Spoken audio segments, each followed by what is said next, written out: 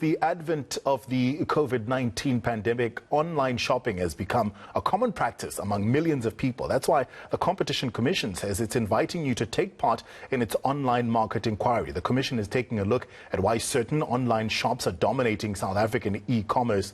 All the big players like Takealot and Uber are being summoned for hearings next month. To discuss this further, we're joined now by the Commission's Chief Economist, James Hodge. James, thank you so much for your time.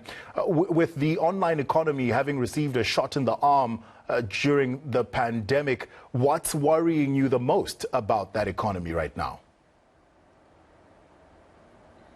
Well, I think the primary concern is to ensure that this market remains competitive and that new platforms can emerge and give consumers options, and also the businesses that have to sell through these platforms, that they're also given options. So we see globally a lot of concern around how these markets can tip towards one or two players that then dominate. And I suppose at this stage where we're seeing growth through COVID and the online economy, that it's important to act early and proactively to ensure that we don't end up in a similar position in South Africa. I think what we also are interested in is how the South African consumer, but also South African businesses, can benefit from the shift online.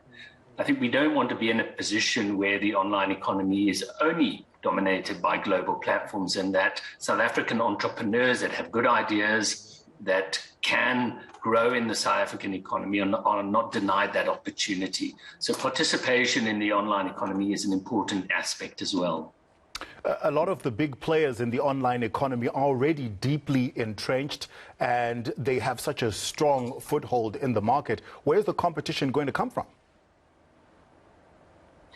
Well, we have heard from many small platforms, and, interestingly, and I think you'll find the public hearings next month very interesting.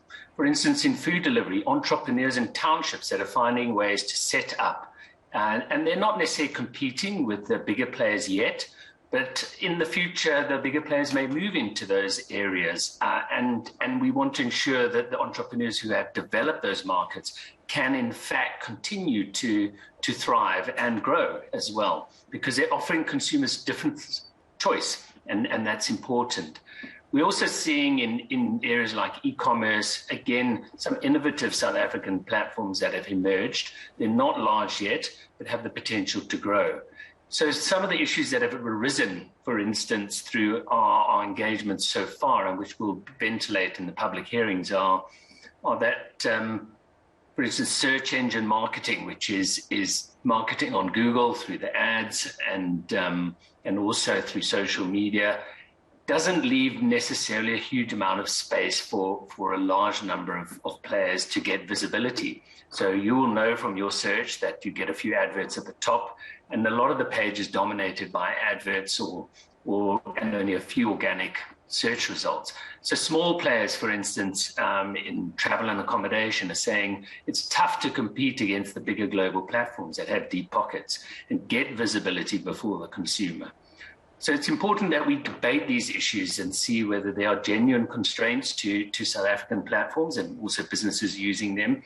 And if so, how do we go about addressing that and ensuring that the online economy is more inclusive of South Africans more broadly, and then also particular groups within South Africa?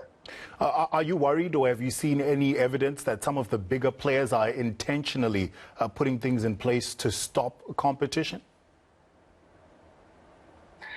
We have seen some, we've highlighted in our further statement of issues, which we released about a month ago, that there are some practices we're seeing in South Africa which have been outlawed in other countries, and obviously that will inform our opinion. But we're in an early stage of really fact-finding, and so part of the purpose of the public hearings is actually to have those debates and enable the inquiry to be directed in a particular direction. So it's important we have those debates in a public forum, also for the public to understand what is happening behind what they see on the screen, because often the consumers are not well informed as to what the practices are by these online platforms and what the businesses that use them face. So I think just informing the public, getting the debate into the public realm is an important part of the process of transparency and coming to a finding and a decision.